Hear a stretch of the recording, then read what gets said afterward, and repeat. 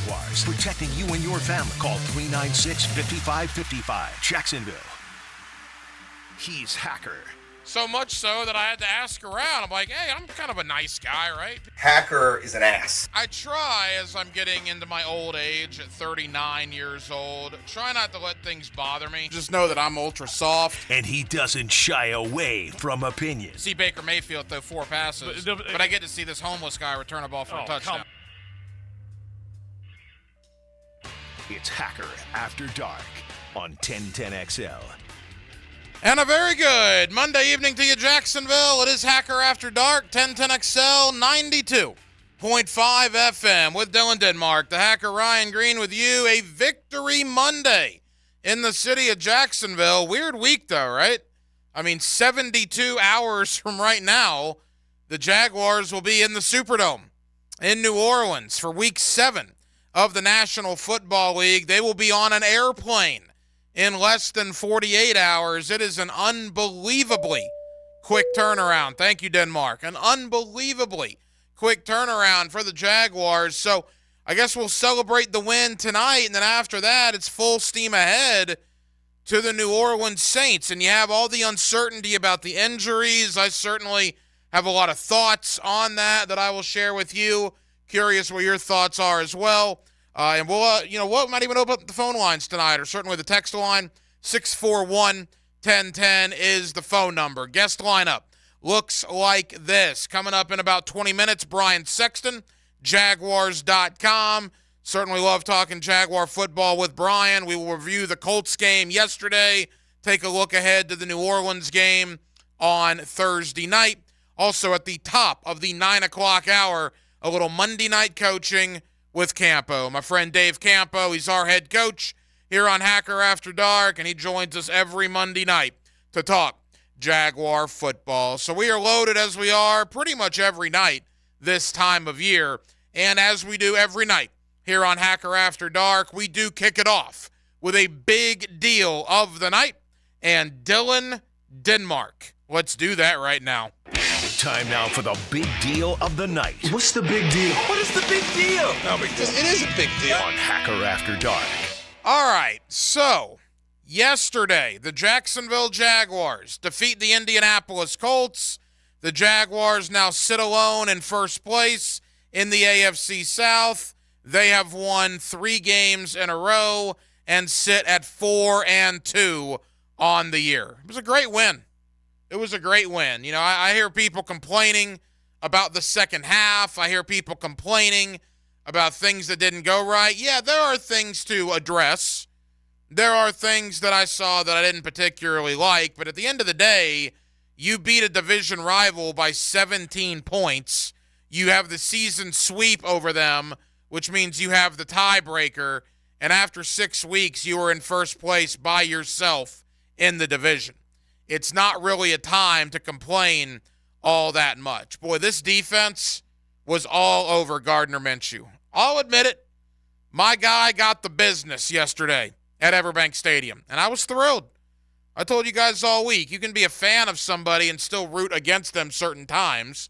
I am a fan of Gardner Minshew. Did I want him to win yesterday? Of course not. It's better for all involved if the Jaguars won, and the Jaguars did just that.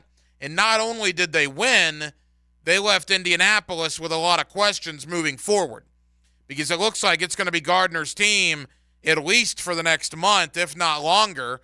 Reports out that Anthony Richardson potentially could have season-ending shoulder surgery. And what I saw yesterday, I'd be concerned if I was a Colts fan, because Gardner did not play well. And part of the reason he did not play well is how good this Jaguar defense is playing. Good grief. Darius Williams, Andre Cisco, Rayshon Jenkins, Foye Oluokun is a stud. That guy is a beast. Josh Allen doing his thing. He's got 7 sacks in 6 games. Kayvon Chaisson even got a sack yesterday. Are you kidding me?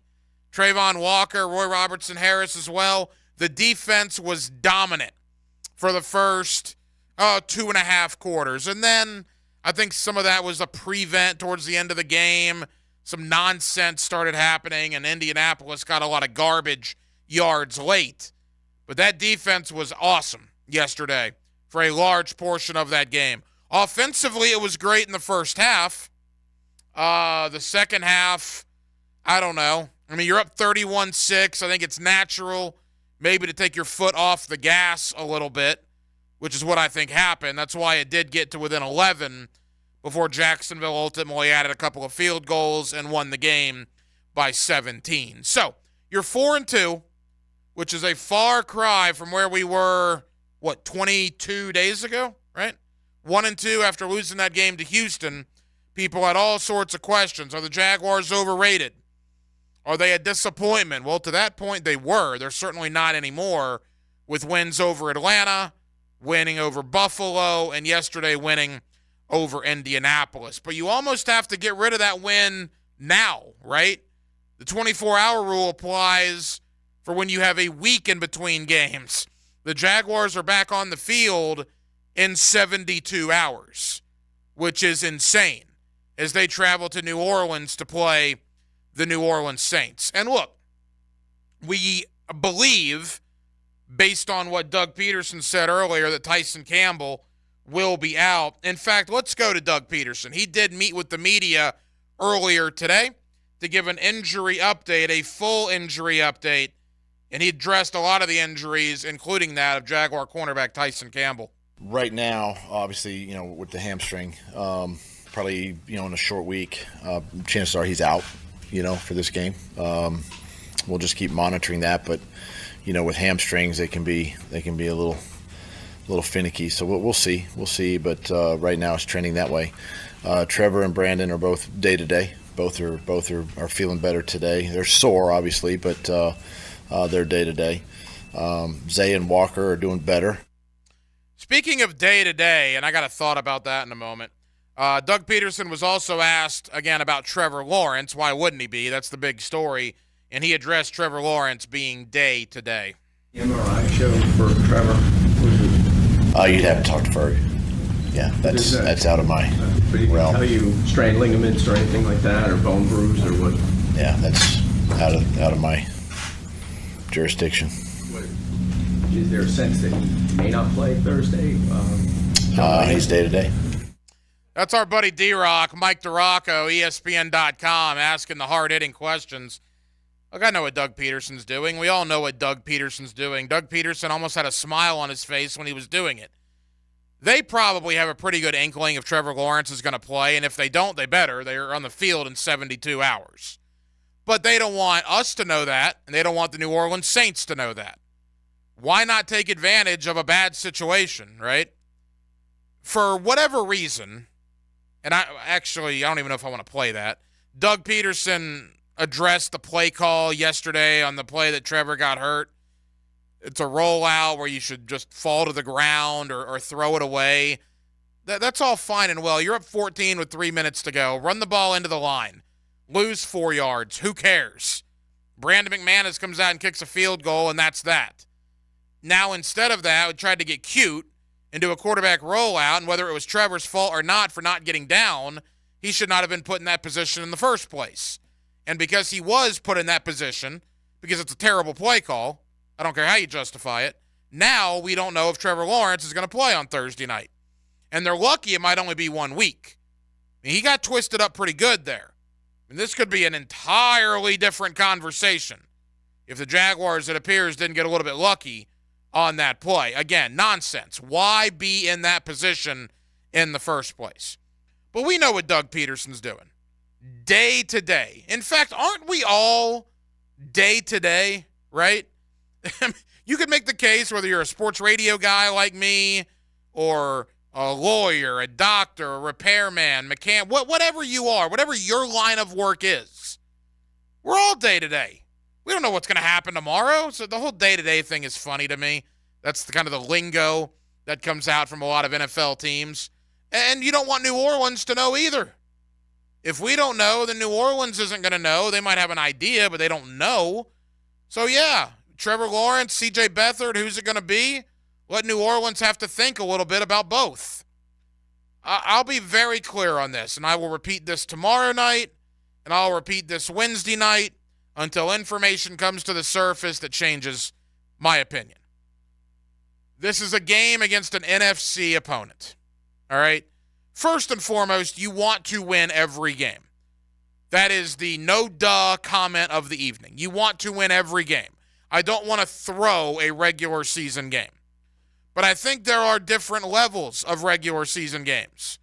There are division games, which are vitally important, like yesterday against Indianapolis. There are conference games between another AFC team, very important when it comes to tiebreakers and the such for playoff positioning. And on the bottom tier of regular season games are games outside your conference, right? Games against NFC teams. If you go to New Orleans and a lot of your guys don't play and you lose, that would suck. I'm not going to sugarcoat it. That would be bad. I'm not going to hope that happens. But if you lose to New Orleans and you get everybody right and healthy going to Pittsburgh in 10 days, that might be the right call, in my opinion. That Pittsburgh game on October 29th against an AFC opponent is far more important to me than the game Thursday night against New Orleans. You want to win both of them. But if you had to, quote, sacrifice one, well, you want to sacrifice the NFC game instead of the AFC game. So when it comes to Zay Jones and Walker Little and Brandon Sheriff and Trevor Lawrence, if they're good to go, if they're good, then they should play Thursday night. But if there's any question whatsoever, particularly about Trevor and his availability or what he'll be able to do or be able to protect himself in the dome on that field surface against a very good Saints defense, mind you, anything along those lines, I don't play him, in hopes that not playing him and giving him 14 days off between Indianapolis and Pittsburgh gets that knee right. Because Pittsburgh, again, on October 29th, if you go by tiebreakers and all of that, Pittsburgh is a far more important game than New Orleans. They are both important. You want to win both of them. But again, if you have to sacrifice one, I want to lose to the NFC team on Thursday, and I want to beat the AFC team on October the 29th. We'll see. It's early in the week. I don't know if Trevor's going to play. I've heard differing opinions on both. I heard some people, in fact, most of the people on 1010XL, most of my colleagues that I've listened to today believe he will play.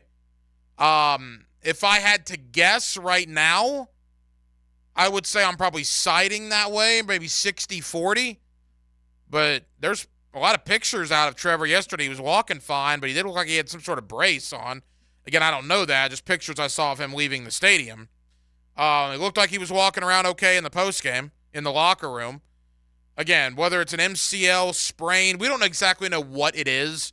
I had Dr. George Bari of Bari Orthopedics on the fifth quarter last night. He's one of the sponsors of the fifth quarter. And again, he was watching it on television like all of us were. But he is an orthopedic, right? He trained under James Andrews. And what he was telling me was when you get twisted up like that, a grade 1 MCL sprain, a grade 2 MCL sprain, or a meniscus are the most likely. He pretty much ruled out Achilles and ACL, which have since been ruled out anyway. It looks like it's on the variety of that MCL deal, a sprain. I think Adam Schefter reported that earlier. It's a knee sprain. I don't think they've officially said an MCL sprain, but very similar maybe to what Walker Little has. Maybe Little has got a little more severe. There are different grades, apparently. I found this out last night. There's a grade 1 and a grade 2 MCL sprain, which is the idea of what Trevor has. One final comment from Doug Peterson. We'll get to more of Doug later on. Short week, right? On an airplane in 48 hours, on the field in 72 hours. Doug Peterson talked today about the challenge of a short week. It is what it is. You understand that you're going to go through it. You get your team in here today. You got to practice today. You got to practice tomorrow, and then you're on a plane heading to New Orleans. So, guys are going to be sore. Guys are going to be dealing with things. We don't have the full complement of a week. For guys to feel somewhat normal. The challenge, the game plan is the game plan. I mean, it's just based on, what you see on film and trying to get something together for the game and go play. So we'll see what happens. Jaguars and the Saints Thursday night. Of course, you'll hear it right here on 1010XL. Jaguar locker room tomorrow. I'll be down there, interested to get the vibe of the guys as they get ready to get on said airplane Wednesday to head out to New Orleans. Monday Night Football, Week 6 wrapping up tonight. Chargers and the Cowboys. There was a pregame scuffle, if you will, before the game. Tempers were flaring. I guess juices were flowing, Denmark. Big old rivalry. Yeah, it doesn't get a whole lot bigger than the Los Angeles Chargers and the Dallas Cowboys. Big game for both, obviously, as Dallas looking to take advantage of losses yesterday by San Francisco and Philadelphia. Chargers got a tough putt, man. They got Dallas tonight, and they got Kansas City on Sunday. Good grief. Schedule makers didn't do the Chargers any favors. We will keep you updated on this ball game. Coming up next, though, Brian Sexton, Jaguars.com. Let's review Indianapolis. Let's preview New Orleans as the Jaguars sit alone in first place, 4-2 atop the AFC South. Brian Sexton, Jaguars.com, next on Hacker After Dark. There might be 4 quarters in a dollar, but a football Sunday has 5. After the game, join Hacker and Leon Searcy for the Window World of Northeast Florida 5th quarter. From 9 Ball Half, brought to you by Osteen, Volvo, and Volkswagen, and Dr. George Bari and Bari Orthopedics. All right, Jeff, all I need you to say is, hi, I'm Jeff Lagerman, and me and everybody I played professional football with thinks Shark Coatings is the best. I'm not going to do that. You can't, what will you say? Well, I mean, look, the floor is durable. It's easy to clean. It looks fantastic. It's the second time I've used it. What more do I need to say? I mean, that works too, I guess. Okay. Can you step off the ladder? No one's going to know. Trust me, they'll know. You're not as tall as I. Thanks. Bud Light and everyone at Anheuser-Busch want to remind you to get home safely every time. People are counting on you, on the road and at home. Plan ahead with safe rides, and don't forget to hydrate between beers. Bud Light encourages everyone to enjoy responsibly and socialize safely. At ABBQ, they are turning up the heat this football season like no other. Picture this, 15 massive TVs strategically placed throughout the restaurant so you won't miss a single touchdown. Step into their huge outdoor area where the excitement of the game meets the fresh air. Here's the kicker, and this is a big one for me. They got the sound on blast throughout the restaurant for the whole game. Your destination for mouth-watering barbecue and an unforgettable game day. ABBQ, meet and drink with us. If you're looking for exterior solutions that provide you reliability and durability, it's time to call Armor Guard Exteriors. Whether you need seamless gutters or gutter protection, hurricane products, impact windows, glass lanais, or retractable awnings and screens, we've got you covered. Call My Home Team today for your 5-star experience at 904-906-8669. Armor Guard Exteriors, committed to quality, and that's a promise. Hey, Matt Hayes here. Expert Automotive is now open at our brand new state-of-the-art facility on St. John's Bluff Road. As always, every repair comes with a lifetime service repair warranty. Come celebrate our grand reopening by getting a free AC inspection, $50 off any repair, $199 brake specials, and free diagnostics all month long. Call 374-3373 or visit us at our new location at 2190 St. John's Bluff Road. Expert Automotive. We never sell greed, only what you need. This Date in Sports History is brought to you by Southeast Orthopedic Specialists. On October 16, 1999, 4th-ranked Virginia Tech defeats number 16 Syracuse 62-0. It's the worst shutout loss by a ranked team in the history of the AP poll. Are you drowning in credit card debt? Want to get cash out of your home's equity? Loan Pronto can now do it in less than a week. Hey, it's Prosser here, and that's right. Loan Pronto's Equity Express line of credit just got even faster. You can get $50,000, $100,000, or even $200,000 in as little as 5 days. And you don't even have to touch your primary mortgage, so you can keep that 3% rate intact. Just get the money you need and pay off all those credit cards, or get that home improvement project started. With this revolutionary program, you can access up to 90% of your home's value, and in most cases, there's no appraisal. Stop paying insane interest rates to the credit card companies and get tens or even hundreds of thousands in cash in as little as 5 days. Call Loan Pronto now for the even faster Equity Express line. 904-999-1508. LoanPronto.com or 904-999-1508. That's 904-999-1508. Equal housing lender, NMLS 1661781, subject to lender approval. Hi, this is Dave Barker. Multi-unit hair grafting is now available at IHRS and can give you 3 times more hair in one procedure over a traditional hair transplant.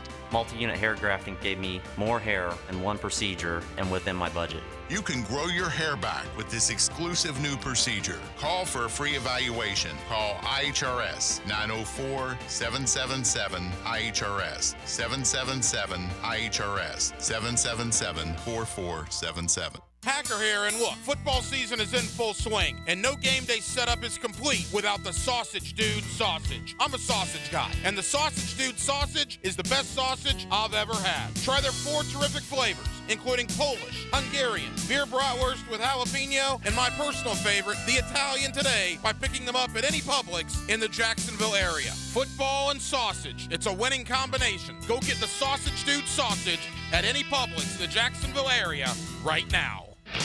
Get ready for big hair and big hits with Warrant. Sweet cherry pie. November 3rd at Thrasher Horn Center. Spend the night in rock heaven. Heaven isn't too far away. Warrant, featuring 4 original members finely tuned in tip-top musical form. Warrant, playing the hits. See Warrant at Thrasher Horn Center. Get your tickets now. Your AC's broke, it ain't no joke. Call Florida Home AC. Florida Home AC. Florida Home AC. Florida Home AC. FloridaHomeAC.com. Here's Linda Beaver. Are you afraid to buy your next car? Well, have no fear, because Beaver Toyota and Beaver Chevrolet offer Beaver's not-so-scary pricing. There's no monsters popping up in your rearview mirror with Beaver's peace of mind warranties. Check out thousands of vehicles for sale online and get answers to all your questions with no tricks and all the treats. I promise our team will take away all those fears. Just come see Beaver Toyota in St. Augustine or Beaver Chevrolet in Jacksonville for Beaver's not-so-scary pricing. 1010XL is presented by Farah and Farah, the official personal injury law firm of the Jaguars, protecting you and your family. Call 396-5555. Jacksonville. Let's ring up another guest on the All-Pro Roofing phone line. Back here on 1010XL and 92.5 FM in the city of Jacksonville. It is a Monday evening, and we are glad you are with us. The Jaguars and the Saints coming up Thursday night. Of course, you'll hear it right here on 1010XL as the Jaguars, now winners of 3 games in a row, as they head to the Dome in New Orleans to take on the New Orleans Saints. With that, Brian Sexton, Jaguars.com, always kind enough to join us here on 1010XL in Jacksonville. Brian, how you doing? I'm good. How are you? Brian, we're good, man. Thank you for the time. And all right, from 1-2 to 4-2, Brian. I know you were in London for those 2 victories. Obviously, the game yesterday against the Colts, certainly a very good 3-week period here in Jacksonville. Yeah, you know, they're starting to find a rhythm, right? I mean, defense in particular. The last couple of weeks, their identity has become, we take the ball away. And as you know, they lead the league now with 15 takeaways. And so that's a really important thing, because while the offense has played well at times, it just hasn't looked as cohesive. It hasn't looked as explosive as I think a lot of us thought it would be. And until they reach that point where they're consistently performing, well on third down and in the red zone, the defense is going to give them shorter fields and more manageable situations. And, they came through yesterday. So I would say that this is just a team that's starting to kind of find its groove. Brian, Trevor Lawrence, and obviously we'll get to what happened at the end of the game here in a moment, but your thoughts on how he played, how he performed in yesterday's win? I thought he played well. The numbers bear that out, and I think when you look at the quarterback efficiency rating, it gives you a really good indication, because if you're throwing interceptions or you're missing a lot of passes, that number is going to drop. So I think he's playing well. I don't think he's playing nearly as well as he's capable of, which is really saying something. But he's seeing the field. The throw to Christian Kirk. I think a lot of us, you'll see that throw and go, that's a great throw. That is an amazing throw. He hit his back step, identified as he was backing up that was the play he thought it was, and then put the ball on a dime. He's a tremendous player who is just getting better. Now, that being said, they've got to be better in the red zone. They're only 50% on the trips in the red zone in terms of touchdowns. And yesterday they fell back on third down, but that's not all on him. I see a guy who is getting better and better and better. And, I won't bore you with all the details, but go back and look at the trajectory of Peyton Manning's career and when he really exploded as that dominant player. It was a couple years in. So there's plenty of time and plenty of room for Trevor Lawrence to be the quarterback that we all think he is. My friend Brian Sexton, Jaguars.com, here with us on 1010XL. Brian, I think you're right. Trevor's doing good. He's not as good as he could be. And you can say that for a lot of the team, and yet amazingly, here they are 4-2 and in first place in the division, and I don't think we've seen near what this team is capable of.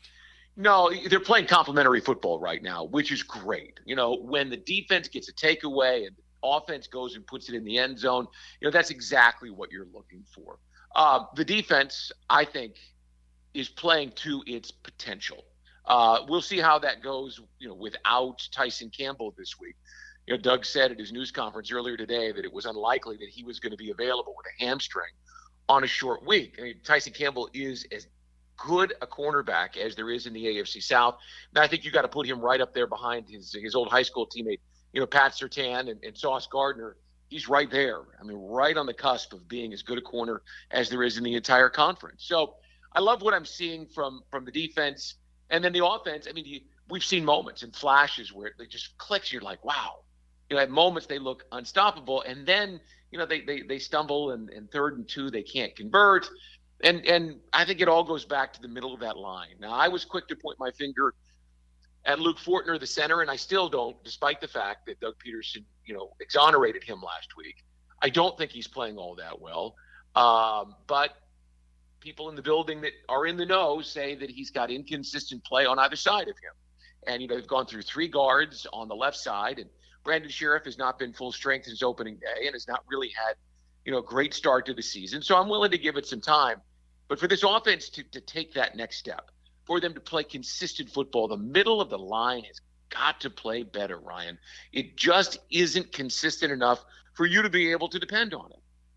It's a good point. Travis Etienne had some very nice runs yesterday, although he only ends up with 55 yards rushing because there were like 5 or 6 instances where he got tackled in the backfield literally as he got the ball. So it was not a great day at the office for the running game yesterday despite the 2 touchdowns. You mentioned Tyson Campbell. Doug Peterson essentially ruled him out for Thursday night.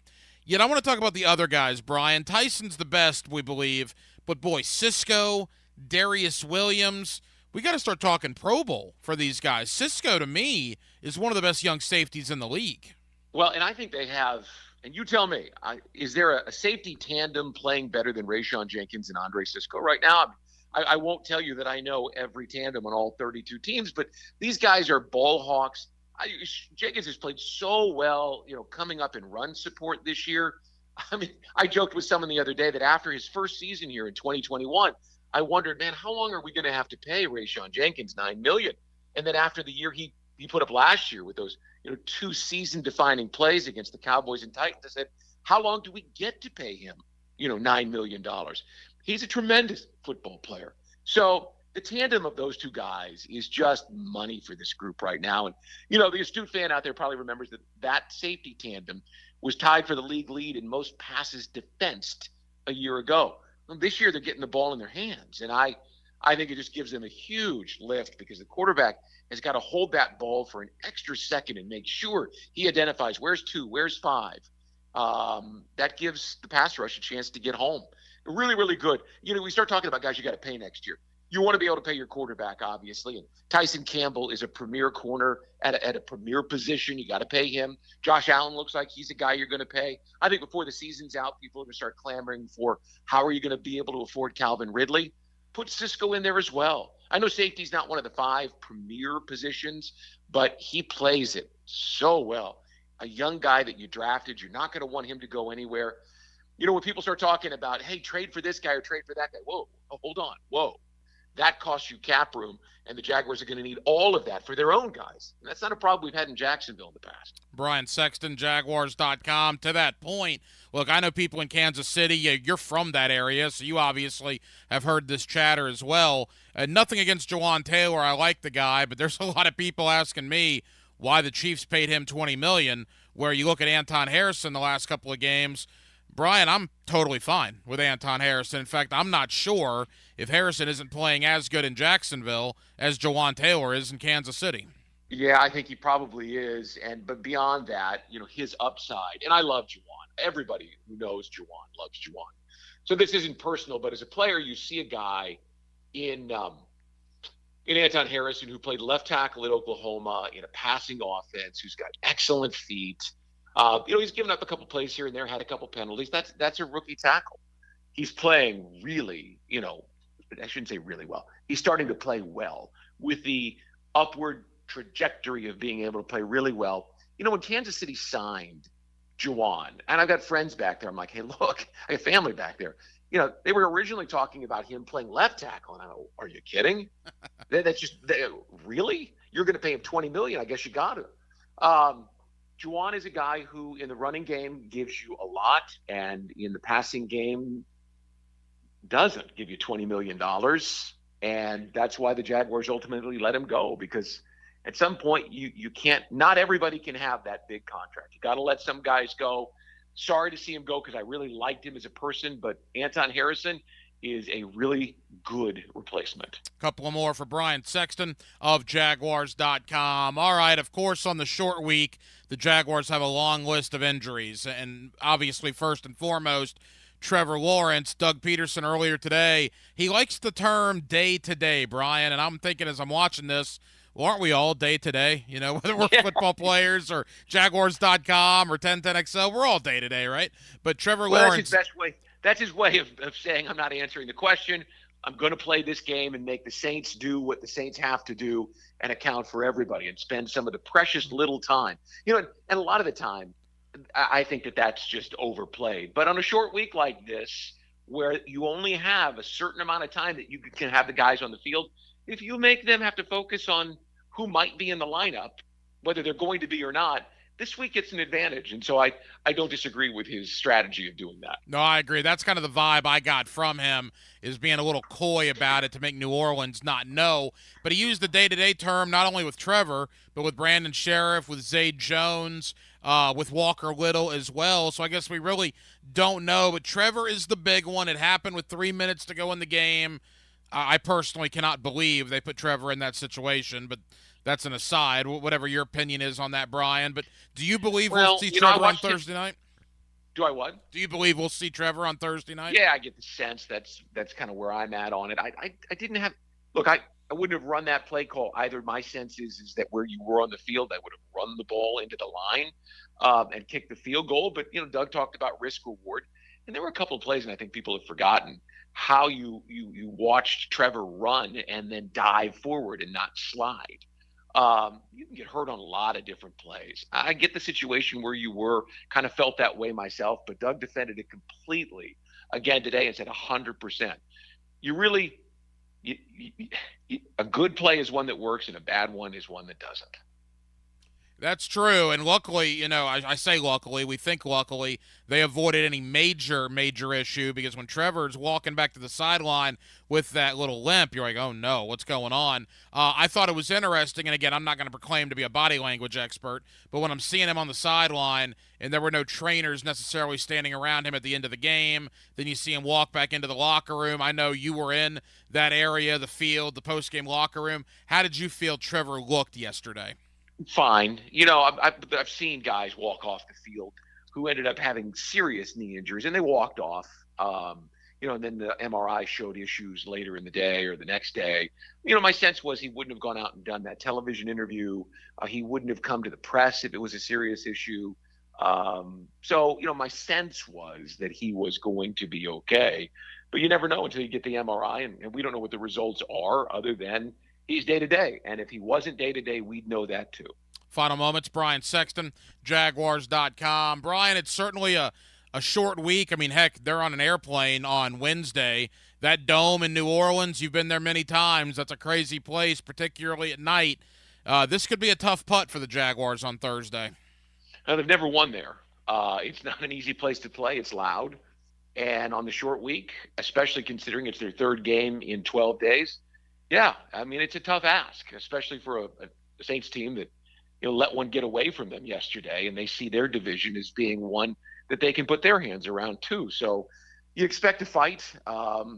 If Trevor goes and plays on Thursday, you feel good about your opportunity because he's that good of a quarterback. We'll have to wait and see. And I'll tell you this. Look, I'm looking at it from a glass half empty point of view. Like you said, if they go to New Orleans, it would be the third time zone they're in 12 days, the central time zone with the Eastern and obviously over in London. And they go into that dome and they win Thursday night, and then you have 10 days off and you're 5-2, winners of 4 in a row. Good grief, the conversations we'll be having here next week. Yeah, and let me put it in perspective for you. They will have played 3 games in 12 days, and then they'll play 1 in the next 24.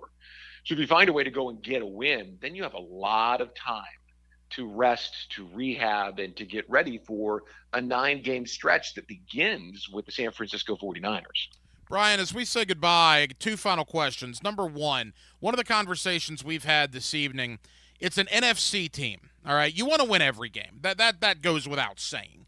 But it's an NFC team, so division tiebreakers, conference tiebreakers don't necessarily apply. So not only with Trevor, but with Sheriff, with Little, with Jones as well, I mean, if these guys aren't 100%, you're not going to put them out there. I mean, if this was Nashville and it's a battle for first place against the Titans, you might put them out there at 90%. Are they going to be a little more careful because it's an NFC opponent on Thursday? Yeah, and look, that was my hot take on Jags AM this morning is if there's even a doubt, just sit them, right? I mean, you watched yesterday as P.J. Walker, the backup quarterback for the Cleveland Browns, orchestrated a win over the mighty San Francisco 49ers. It happens in this league. You have to play without starters. And it's a non-conference game. It's a Thursday night, 3rd game in 12 days. If it's me and it's my decision and I'm not completely confident, well, then I'm not playing them. I'm making them all sit because I've got that stretch run that I want to make sure that I'm healthy because I can see an avenue for me to have a home playoff game this year if my guys are on the field. It's a great point. Leave us with this. Yesterday inside Everbank Stadium, Brian, that was quite the atmosphere. Jaguar fans really stepped up yesterday. That was a great scene. Yeah, it is. And they get it. They understand what a great opportunity this team presents them to watch win after win after win. They enjoy it. And after all the years of suffering in the stands, in the heat, it's fun to watch people come to Everbank Stadium and leave with a smile on their face, right? I told people, the last couple of years I've watched as people left the stadium early. When they leave the stadium, they're leaving their money, their hard-earned money. And you're also telling kids when you're walking out, the game's only half over, right? I mean, you only play one half of football around here because the Jaguars were losing games and people got discouraged and left. That was a really bad scene. Well, that's flipped. It flipped last year. Doug and Trevor, they put it all together, and people now are staying and enjoying it. So it's fun to watch. It's a short week, Brian. What do you guys have coming up there at Jaguars.com? I don't even know. I'll be honest with you. I mean, this week is so crazy just trying to figure out what we have to do and when we get to do it. I don't know. Stay tuned. Well, there you go. Nothing like that. Brian Sexton, Jaguars.com. Hey, Brian, I know you're busy. You guys are slammed over there with the Thursday game. Really appreciate you taking time out. We'll talk again soon. You got it. The past comes to life in the present. And the Jaguars are going to the playoffs. The memories bridge the gap to the future. From 27-0 to win the game. Experience the most play-by-play sports on 1010XL. Rick Ballou for Carlson Dental. I've been telling you this for quite some time because it's true. I hate going to the dentist, or at least I used to hate going to the dentist. I had total anxiety, and then I tried sedation. Light sedation for cleaning and deep sedation as well for cavities and root canals. Folks, it's an incredible experience. So don't be nervous. Don't be scared. Go to CarlsonDentalGroup.com. That's CarlsonDentalGroup.com for all of your dental needs. Want even more excitement on game day? It's time to get on Prize Picks, the best way to win big on fantasy sports. Here's how it works. Just pick 2 to 6 players and choose more or less on their stats. If you get them right, you can win up to 25 times your cash. It's quick and easy to make your picks, and with fast and safe deposits and withdrawals, Prize Picks is the place to play this season. Prize Picks has awesome weekly promotions, and they're the only daily fantasy platform with an injury insurance policy, keeping you in the game even if one of your players goes down. Sweat it out, watch your entry update in real time, and continue the fun by making picks on second half and fourth quarter quarter stats. Take your game day experience to the next level with Prize Picks. Right now, when you go to prizepicks.com/1010XL and use code 1010XL, Prize Picks is matching your first deposit up to $100. prizepicks.com/1010XL with code 1010XL for a 100% deposit match. Prize Picks, daily fantasy sports made easy. Life's not complete without music. Friday, November 10th, 8 p.m. at Players Grill Mandarin, Julia Gulia takes the stage with unforgettable performances from the 90s, 2000s, and originals. It's not your average cover band. Players Grill Mandarin, where the neighborhood meets. At the First Coast YMCA, you'll find much more than just a gym. We offer many ways to help you be active, reach weight loss goals, and find your inner strength while you connect with your community. Family memberships at the Y include unlimited group exercise classes, childcare while you work out, and youth sports participation. It's easy to join the Y and affordable for all. Plus, the Y is a great place to meet a new circle of friends. Visit the Y near you or online at fcymca.org. This is Dr. Kevin Murphy with Southeast Orthopedic Specialists, congratulating 1010XL Scholar Athlete of the Week. Kimberly Carr, senior track and field athlete at Baldwin High. Kimberly takes part in cross country, weightlifting, and varsity track and field. She's also a member of the National Honor Society. Post Game Monday on 1010XL is brought to you by Dandy Foods, makers of quality fresh sandwiches and home of the good stuff. At Andy's Automotive and Truck Services, they know that your company's fleet represents your business, your reputation, your pride. So Andy's Automotive provides after-hours and mobile service to keep your fleet in top shape. And this month, Andy's is offering new fleet accounts a 25% discount, up to $500 off your first repair. Experience the service difference with Andy's Automotive and save money with a new fleet account. Visit their team online at andysats.com. Hey sports fans, it's Hayes Carline for QC Kinetics. The future of joint pain relief is here. It's QC Kinetics, advanced regenerative medicine. This is amazing stuff. If you've been told more steroids or surgery are your only options, don't be so fast. Get a second opinion and learn more about how you can harness your body's own healing agents to attack that joint pain. You've got to go see QC Kinetics. You can call to set up a free consultation at Mandarin or Ponte Vedra locations at 904-274-5522. Again, 274-5522. Imagine living your life this fall with no more pain in your knees, your hips, shoulders, back, with no drugs, no downtime, and no surgery. Look, life is about motion, and QC Kinetics is giving people their lives back with these all-natural treatments. Again, give them a call. 904-274-5522. That's QC Kinetics. Picture this. It's a dark and stormy night, and your toilet is acting possessed. But fear not, for Duck Duck Rooter is here to exorcise those plumbing demons and banish them to the netherworld. So if you're facing a plumbing horror story straight out of a nightmare, summon the spectral expertise of Duck Duck Rooter. Call 904-862-6769 and bid those plumbing phantoms farewell. Duck Duck Rooter, where we tackle plumbing scares so you don't have to. I'm getting vaccinated with Prevnar 20. So am I, because I'm at risk for pneumococcal pneumonia. If you're 19 or older with chronic conditions like asthma, diabetes, COPD, or heart disease, or are 65 or older, you are at increased risk for pneumococcal pneumonia. Ask your doctor or pharmacist about Prevnar 20, pneumococcal 20-valent conjugate vaccine. It can help protect you against pneumococcal pneumonia in just one dose. Even if you've already been vaccinated with other pneumonia vaccines, Prevnar 20 may help provide added protection. Prevnar 20 is approved for adults to help prevent infections from 20 strains of the bacteria that cause pneumococcal pneumonia. Continued approval may depend on a supportive study. Don't get Prevnar 20 if you've had a severe allergic reaction to the vaccine or its ingredients. Adults with weakened immune systems may have a lower response to the vaccine. Side effects include pain and swelling at the injection site, fatigue, headache, muscle, and joint pain. For full prescribing information, please call 1-855-213-2138 or visit Prevnar20.com. There's no better time to be a Jags fan, especially when you're a My Gate Rewards member. Gate is giving you the chance to meet the man, Trevor Lawrence. You and 3 of your friends can meet Trevor Lawrence in person at the stadium. Entering is easy. With the My Gate Rewards Gatorade Club, for every 5 Gatorade products you purchase, you'll be entered for a chance to win. See store for details. Gate, your hometown convenience store. Hey, so where do we tee off? Tee it high and let it fly. He's got a beautiful backswing.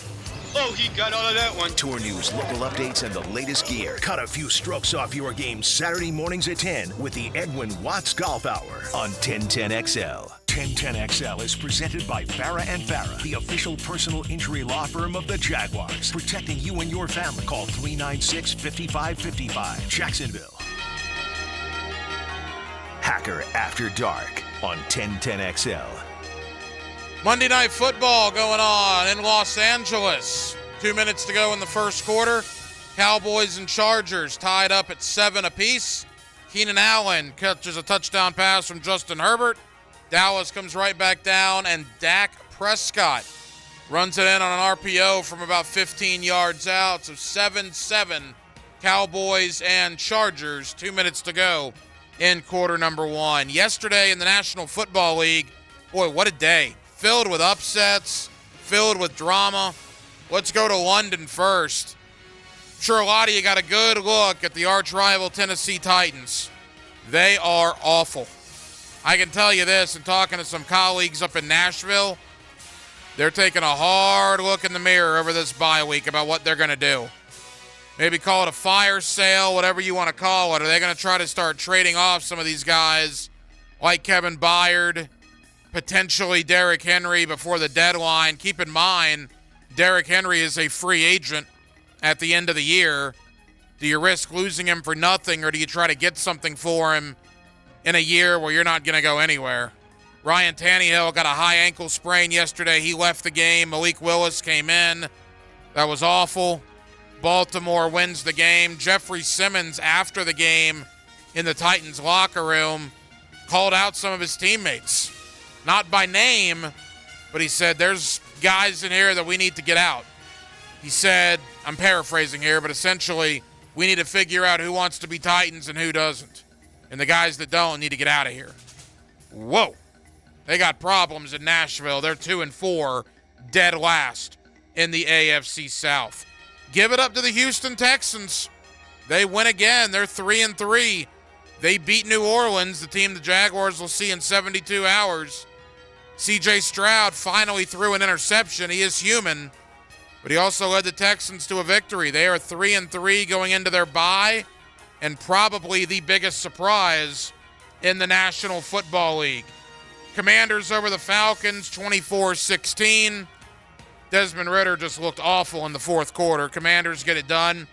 Vikings over the Bears, 19-13. The Vikings lose Justin Jefferson before the game. They put him on IR with a hamstring. 4 to 6 weeks maybe for the best receiver in football. Minnesota does get it done yesterday. Justin Fields leaves the game with a dislocated thumb. He's already being listed as doubtful for this Sunday as Chicago falls to 1-5. My Super Bowl pick at the beginning of the year, the Cincinnati Bengals, they seem to have found themselves a little bit. They win a hard-fought 17-13 game over Seattle. They're now back to 3-3 on the year. How about the Cleveland Browns? P.J. Walker, the backup quarterback, leads Cleveland to a 19-17 win over San Francisco. 49ers lose Deebo Samuel and Christian McCaffrey to injuries in that game. They also miss a potential game-winning 43-yard field goal as time expired. Cleveland puts the first loss on the 49ers. Speaking of first losses, how about the New York Football Jets? Putting the first loss on Philadelphia, Jalen Hurts. One of his worst games in a long time. He had no answer for the Jets defense. The Jets all of a sudden are 3-3. Look, Dan Campbell in Detroit is probably the coach of the year to this point, having Detroit at 5-1. Robert Saleh's in the conversation. They lost Aaron Rodgers 4 snaps into the year. They're now back to 3-3. That is pretty darn impressive by the New York Jets. And last night, NBC was making me want to vomit. Oh, the Bills are jet-lagged. The Bills are jet-lagged. The Jaguars were in London for 10 days. The Jaguars came home and beat a division rival by 17 points. Give me a break. The Bills are not jet lagged. The Bills are beat up. They have a lot of injuries, and maybe the Bills aren't as good as people thought they were a couple of weeks ago. They should have lost that game last night. Tyrod Taylor and the Giants basically handed Buffalo the game with some of their unbelievably stupid decisions. And, of course, the refs do what they do. Darren Waller gets mugged in the end zone, last play of the game. No holding, no interference, nothing. You ain't getting that call twice. No, but you saw it, right? Yes, it was. I mean, but they ain't calling what that. more does Teron Johnson need? A sledgehammer? A chainsaw? How does that not get called? A body slam. A power bomb? A stone cold stunner? I mean, good heavens. He was all over Darren Waller. Buffalo wins the game. They improve to 4-2. The Jaguars are 4-2. We'll start doing this now just for the sake of doing it. If the NFL playoffs started today, Jacksonville, Florida in the AFC, Kansas City is your 1 seed. They would have the bye. Wild card weekend would match up the Miami Dolphins against the Cleveland Browns. Cleveland would travel to Miami. A 7 versus a 2. In the 6 versus the 3, it would be the Pittsburgh Steelers traveling to Baltimore. And in the 5 versus the 4, it would be the Buffalo Bills coming to Jacksonville for round 1 of the NFL playoffs. More to come on that as the weeks go on. Coming up next, it's Monday night. And on Hacker After Dark, that means Monday night coaching. You heard of Monday morning quarterbacking? We have Monday night coaching with Campo. My friend Dave Campo, former head coach of the Dallas Cowboys. He's our head coach here on Hacker After Dark, and he's next to talk a little Jaguar football with you on a Monday evening in Jacksonville, Florida, and we are glad you are with us.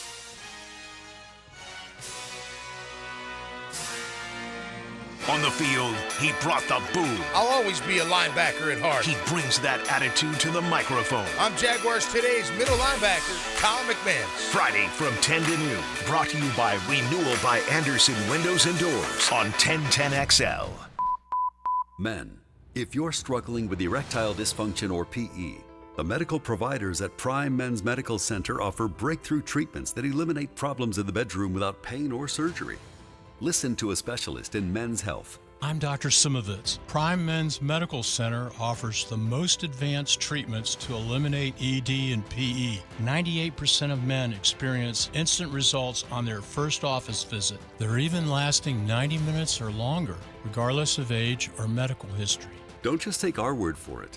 Call Prime Men's Medical Center now for our limited time offer. Your initial consultation and first treatment are completely free. You'll see instant results right in the office. You'll even get a gift that enhances your performance in the bedroom. All this, worth hundreds of dollars, is free if you call now. 904-664-8217. 904-664-8217. That's 904-664-8217. Are you drowning in credit card debt? Want to get cash out of your home's equity? Loan Pronto can now do it in less than a week. Hey, it's Prosser here, and that's right. Loan Pronto's Equity Express line of credit just got even faster. You can get $50,000, $100,000, or even $200,000 in as little as 5 days. And you don't even have to touch your primary mortgage, so you can keep that 3% rate intact. Just get the money you need and pay off all those credit cards, or get that home improvement project started. With this revolutionary program, you can access up to 90% of your home's value, and in most cases, there's no appraisal. Stop paying insane interest rates to the credit card companies and get tens or even hundreds of thousands in cash in as little as 5 days. Call Loan Pronto now for the even faster Equity Express line. 904-999-1508. LoanPronto.com or 904-999-1508. That's 904-999-1508. Equal housing lender, NMLS 1661781, subject to lender approval. Follow every Gators game on 1010XL. Brought to you by Renewal by Anderson Windows and Doors, the official window and door replacement company of the Jacksonville Jaguars. And Farah, the official personal injury law firm of the Jaguars. Home of the Jaguars. WJXL AM Jacksonville Beach. WJXL FM Jacksonville Beach. Elevate your party game to the next level with Mystic Cornhole Company. Visit their showroom now on the corner of Hogan and Parental Home Road. It's your one-stop destination for all things cornhole. MysticCornhole.com. Hey everybody, it's Mike Dempsey here, and guess what? I am sporting a new wardrobe. Not because I've suddenly become a fashion icon, but because my old clothes started looking like tents on me. Thanks to Awaken 180, I lost over 25 pounds, and I'm fitting into sizes I haven't worn in years. And the true magic, my Awaken 180 coach, while other programs might wave goodbye after the initial success, Mandy's still in my corner, and it's all free. Awaken 180 isn't about repeat customers. They're not looking for a sequel, just the original blockbuster success story. In their world, you shed pounds for the last time. Look, it's been 9 transformative years for Awaken 180, and now Jacksonville, it's our turn to get in on the secret. You want a refreshed, recharged life? Do it with Awaken 180. Medication-like results without the meds. Fast, easy weight loss that will actually last. Call 844-346-1800. That's 844-346-1800, or go online to awaken180weightloss.com. Hey, Jacksonville, I'm sure by now you've seen our bright green GFL trucks and containers throughout the greater Jacksonville area. We are an industry leader in solid waste and would love the opportunity to earn your business. We are committed to customer service, reliability, and have unwavering focus on safety. Whether commercial or construction, let us haul your waste away. Call 904-760-5880 to get a quote today. GFL, green for life. Here's your 1010XL First Coast Community Calendar. To play golf and pickleball while helping local charities at the Mormons Miracle Foundation Tournaments, Auction, and VIP Party October 20th, call 783-1878. To learn more about the Jericho School Golf Tournament and silent auction at Blue Sky Golf Club October 21st, visit thejerichoschool.org. Make a difference on the golf course, playing one of the best tournaments, and help make Jacksonville a safer place to live and raise our families. The First Coast Crime Stalkers Golf Tournament is October 23rd at Amelia River Club. Call 398-5883. The Knights of Columbus 5535 Annual Golf Tournament is November 6th at Glen Kernan Country Club. To find out how to play or sponsor, call 249-5535. To walk in the Leukemia and Lymphoma Society Light the Night Walk on November 16th at UNF. Register at lightthenight.org. If you're involved in a community event and you'd like us to help spread the word, find out how at 1010XL.com. Baloo here for Smunez Vision. Why Smunez Vision? Well, I've been with Dr. Neil Smunez now since I got back to Jacksonville in 2006. 37 years of experience he has. Smunez Vision is a family organization that focuses on personal high-quality medical and surgical eye care. Dr. Catherine Smunez is fellowship trained in cornea and cataract surgery and all refractive surgery. Combined, that's 30 years plus in laser eye surgery. Visit SmunezVision.com today. Here you can see. 1010XL is presented by Farah & Farah, the official personal injury law firm of the Jaguars. Protecting you and your family. Call 396-5555. Jacksonville. Let's ring up another guest on the All-Pro Roofing phone line. Back here on 1010XL and 92.5 FM in the city of Jacksonville. It is a Monday evening, and we are glad you are with us. The Jaguars now in first place, all by themselves in the AFC South after a victory yesterday over the Indianapolis Colts. And good grief, the quick turnaround. We are 72 hours away from the Jaguars and the Saints there in the Dome in New Orleans on Thursday night. With all that being said, let me welcome in my friend Dave Campo. A little Monday night coaching with Campo, the former head coach of the Dallas Cowboys, joins us every Monday here on Hacker After Dark. Coach, how you doing? I'm doing great. After Victory Monday is what I'm looking for every week, and that just gets me fired up for a Victory Thursday coming up. That's the hope, Coach. No question about it. And all right, there's a lot of things to dissect about yesterday's game. But at the end of the day, it's a 17-point win over a division rival. You've now swept the Indianapolis Colts, a Colts team that was 3-2, Coach, coming in here, including a win on the road against Baltimore with Gardner Minshew as the starting quarterback. So this Colts team was nothing to sneeze at. And Jacksonville, by and large, had a pretty easy time of it yesterday. Well, I thought they did an excellent job, especially in the first half. The defense kind of set the tone. I thought the defense did an excellent job of changing up, doing some things, rolling to Pittman some, mixing it with zone and man.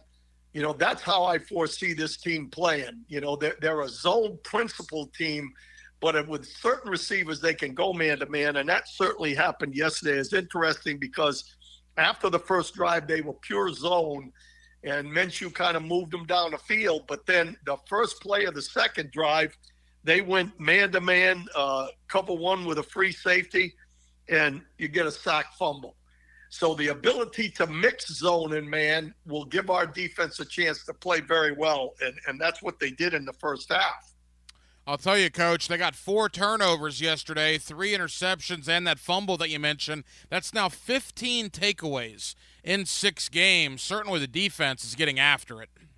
Well, there's no question. I think, usually those things come in bunches, but with this team starting last year at the end of the year, it really doesn't come in bunches. It comes consistently. And I think that's just from playing hard, being smart, being coached about what they're going to see, some change-ups, like I said, between zone and man. And the interesting thing about yesterday, you know, the drive that the Colts had just before the half in the 2-minute drill where they kicked the field goal, they went vanilla until they got close to the field goal range and they went after them. That's kind of what they did in the fourth quarter defensively. There was a lot of garbage yardage in that football game, and that's what happens when you're ahead.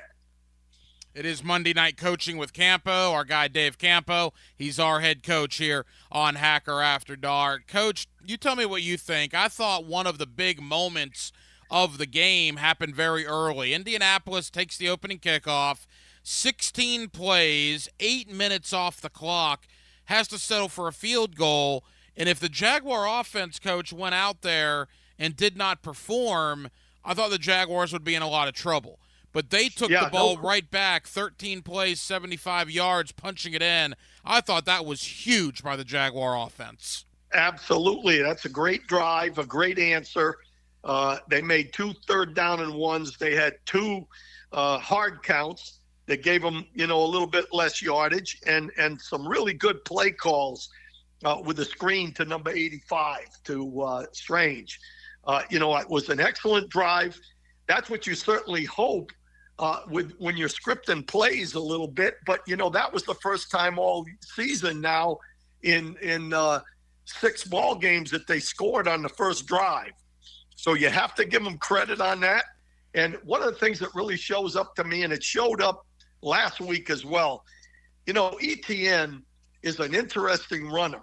We talked about it last year where, or last week, when he seemed to be sometimes going through a hole so fast that he's a little off balance and falls down instead of busting a long one. He is one of the best I've ever seen of staying low when he gets into the creases. And even though we're not a great block and offensive line right now, he can make yardage because he's lower than everybody else. He looked very good yesterday. His final numbers don't say it. Coach, look, there's a lot of things to get to, a lot of positives, a couple of the negatives. 18 for 55. He had the 2 touchdowns. But, Coach, there were 5 or 6 instances yesterday where ETN got the ball and he was met in the backfield instantly. I mean, I don't know if that's an issue on the O-line, if the Colts D-line was just performing well and scheming that up, but there were a lot of running plays yesterday where the Jaguars lost yardage. Well, watching it again, and I got through the first half before our conversation, the plays that they're having a hard time with, first of all, they're not a physical offensive line. So in order for them to really make a lot of yardage, they've got to be able to hit the perimeter. And when they do that, that forces their receivers and the pulling linemen to make blocks on the move. And what's getting them every once in a while, I think, is the receivers not, anticipating that the guys that they have to block downfield, at the snap of the ball on the wide runs, they're beating them across the line of scrimmage. And that's what's happening. They have to do a better job there. And in a couple instances when they pulled the offensive lineman, they didn't block their guy, which is hard on the move sometimes. But the combination, when you look at what they've done with the outside run, it's been good. It's just been a little bit inconsistent. And when that happens, you got a chance to lose yardage. Monday Night Coaching with Campo. Dave Campo with us every Monday night here on Hacker After Dark. Coach, your assessment of Trevor Lawrence yesterday? I thought Trevor played well. I think, he still has instances where he makes decisions that you kind of say, well, whoa, what are you doing? On the one where he almost had it intercepted when they were, to keep from getting the sack. You got to be really careful there, and I think that's something that he has to get better at, throwing, just take a sack or throw the ball away before you get in that situation. But overall, he made some great throws. I thought he was pretty poised when he had to run. He ran. I think it was a good performance. I think he can throw a little bit better down the field, but he's got to have time to do that. The one play that really sticks out, though, for me is the throwback to Strange for the touchdown. He had plenty of time. He read all the way from the other side back to Strange, and that's what a good quarterback can do if he has time. So it's a combination. We've got to do a little bit better job with protection. Coach, I want to look ahead, and certainly there were some things after the game we need to get to. Final thought on the game itself yesterday, and this is really a thought about the entire season. Boy, that Jaguar run defense is cooking right now, man. I think they gave up, 28 to Buffalo. I think they gave up 44 yesterday to Indianapolis. I mean, right now, Coach, they are one of the best rush defenses in the National Football League. Well, I think they're talking people out of running the football. When they've been very successful at not having any big runs. And, when that happens, the offensive coordinators, listen, I don't know an offensive coordinator that I've liked in my history as a football coach because they could get talked out of stuff. And I think that's what's happening because they're doing a good job at the line of scrimmage. I think we have a good front, especially everybody's on Walker, because he's not getting sacks, but he's a darn good football player. And with the guys inside, with Fatukasi and with Harris, they're doing a good job stopping the run with Walker and our other outside linebacker. So to me, that's the big thing. And as long as they can force people not to run the football, make them one-dimensional, we'll play well.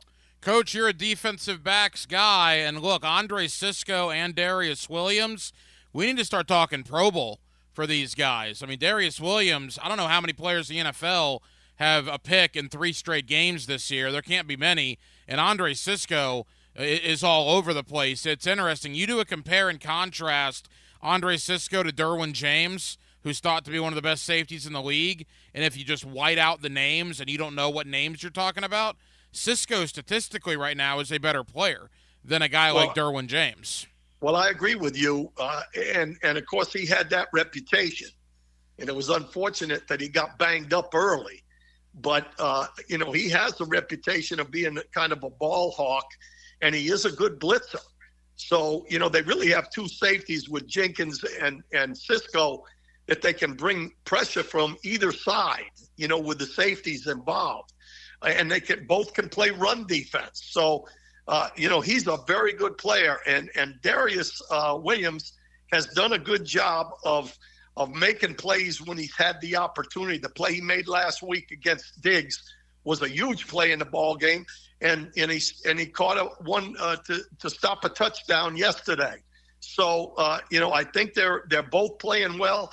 I think Darius has a mishap here or there with coverage, but overall, you got to be happy with both of those guys. It is Monday Night Coaching with Campo. My friend Dave Campo here with us on Hacker After Dark. All right, you tell me, you be the former head coach, what on earth was the coaching staff thinking putting Trevor Lawrence in a drop-back situation with 3 minutes to go yesterday in a 14-point game? He gets tackled, he gets twisted. Now the reports out are that it's day-to-day. They appear to have avoided major injury, which is great. But good heavens, Coach, why were we in that situation in the first place? Well, first of all, I think it was a mistake. There's no question. And I think they would say the same thing. I think the spin to it would be, we didn't want to hand the ball off and, ball get put on the ground and the quarterback's smart enough to get down. Well, sometimes Trevor's not smart enough to get down. I don't know if that was a called rollout or if he just took off on his own. I know this. I didn't have a problem with him. Some people have said, why was he in the ball game at that point? Hey, it was 14 points down ahead at that point. I wouldn't have, I don't mind him being in there, but I certainly would have not had him handling the ball at the end there. I would have given the ball off and either taken a field goal or do whatever they were going to do. Brandon Sheriff and Tyson Campbell also left the game because New Orleans is on a Thursday night, and we'll get to that game in a moment, particularly with Campbell and the hamstring. We don't know their status necessarily as of yet, but I would be hard-pressed to believe, Coach, that either one of those guys is going to go on Thursday. Well, let me just say this. Sheriff has proven that he's a quick healer. If he gets hurt, and those offensive linemen are different cats anyway. You know what I mean? They play with pain. They're getting hit every play with somebody. And so, I'm not sure with a short week that he will come back. He looked okay walking around on the sideline, but that's not always an indicator. Now, on Tyson Campbell, that one's a little bit more of a concern to me because when you get a hamstring, and especially those skill guys, they don't heal quite as quickly. They don't handle pain quite as easily. So I'm more concerned with Campbell, but it might be both of them out of there. And to be honest with you, I thought Hance handled himself all right. Shatley is okay. We're better off there than we are at corner, in my opinion. They might have to make a move there and move Herndon outside or do something if Campbell can't play, because I'm not sure Monteric Brown is the guy. And it's a bad week, too, with Chris Olave and Michael Thomas on Thursday night. That brings us to New Orleans, and there's a lot of angles to this. Let's start with the short week. You and I are talking Monday. They're on an airplane in 48 hours, Coach, and they're playing again in 72 hours. I mean, what's this week going to be like for the Jaguars? Well, of course, from experience, we did it a lot with the Cowboys, playing on Thanksgiving Day every year. So there was and what they did at the time was made sure we had a home game on the day before we're going to play a Thursday game. And that was nice of them. We were fortunate to have a home game, in my opinion, because, you come back in the next day and, even though it's a short week, you don't have to worry about traveling quickly. So it'll be more of a non-padded practice. And a lot of the stuff that they did in this ball game, they will do again from the game plan standpoint. You really can't put a huge game plan together. But what they did and what we did, I'm sure what they did is getting ready for this game against the Colts. And the next game, they did some game planning as far as studying, especially with the guys that are breaking down the film ahead of time, so that when they walk in here today, even though the players won't do a lot, the coaches, this is a game plan day for them, and that gives them a chance to get a little bit of a jump. The media, the fans, Thursday night games have really grown on me. I didn't think I was going to like them every week. I actually very much enjoy Thursday night games. But I would have to think for head coaches and players, they hate Thursday night, right? I mean, they got to be completely against this quick a turnaround. Well, I would say that that's not the ideal situation, but if you're going to put a positive spin on it, every one of these players wants to play in prime time. And so, it's not as much getting up for it, it's getting healed. You've got one less day to 2 less days basically to get yourself ready to play another ball game after a physical ball game the game before. So from a health standpoint, they don't like it, but playing on national TV in a primetime game mentally gets them ready a little quicker than you would normally think. Final moments here with our head coach on Hacker After Dark, my friend Dave Campo. All right, Coach, you've been to the Superdome in New Orleans. That's one of the unique places, and you combine the prime time aspect to it. That's a tough place to play at night. There's no question about it. Well, the thing that makes it tough at night is those partiers in New Orleans have got all day to get ready. So it's a raucous crowd. They love their Saints now. Going back to when they had Katrina hit, a lot of people in New Orleans with what they did as a football team galvanized them for the New Orleans Saints, in my opinion. So it's tough to play in there. They're going to have to handle the crowd noise. It's very loud in there. And so, it becomes a focus and a mental issue going in there. And it's even tougher when you're playing on a Thursday night as opposed to a Sunday. Coach, or a Monday. Yeah, as we wrap up, what's your thought on Thursday night? Now, the good thing about playing on a Thursday night is you get kind of a mini bye, right? You get 10 days off. And, in fact, the Jaguars have a unique situation. They play Thursday against New Orleans, then they get 10 days off before Pittsburgh, and then their bye happens. So after Thursday night, the Jaguars will only have one football game in 24 days, which is against Pittsburgh on October the 29th. But as far as this week goes, Coach, as we wrap up, what's your thought on the Jaguars and the Saints? Well, I think we have momentum. And when you have momentum, you tend to try to keep it going. And I think that's what the message to the team's going to be, guys. We haven't done anything yet. So what now? And that'll be the message. And the other part of the message would be, guys, we get through this one. We've got an opportunity to really heal up and give us a chance to make a run down through the middle of the season. So, I fully expect our guys to be ready to play. I think they feel good about themselves, but I don't think that they feel like they're entitled to anything. So I'm looking forward to the game. I think it'll be a tough game, but they've proven that they can play in tough games. If they go into that dome and they beat New Orleans on a Thursday night after some of the injuries they suffered yesterday, then there will be some real excitement in this city. I think Thursday night's going to be a tough putt, but we will see. That's why they play the games. Dave Campo, Monday Night Coaching with Campo. He's our head coach here on Hacker After Dark. Coach, no fifth quarter. They're not going to put us on from 1:30 to 3:30 a.m. Friday morning, although I think you and I would both do it. I'm kind of happy we're not doing it. But we will be back next Monday to review the Saints and take a look ahead to a big trip to Pittsburgh coming up the following Sunday. Thank you, my friend. Hey, listen, I'm going to miss you this next week. Until next Monday, on Victory Monday.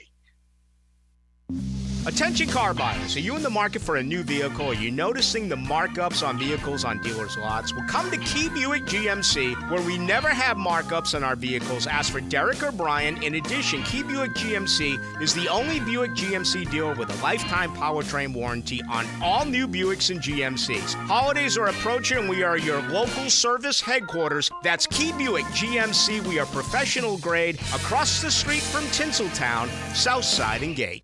Are spooky plumbing problems haunting your home this Halloween? Don't be scared. Call Duck Duck Rooter, your ghost-busting plumbing heroes.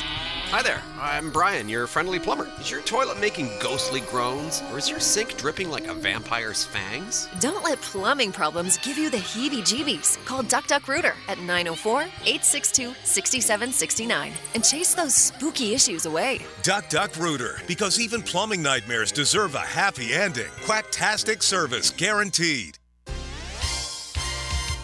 Hey, it's Mike Dempsey, and you know how I feel about Pella Windows and Doors. Great design, strongest warranties, and the highest quality products.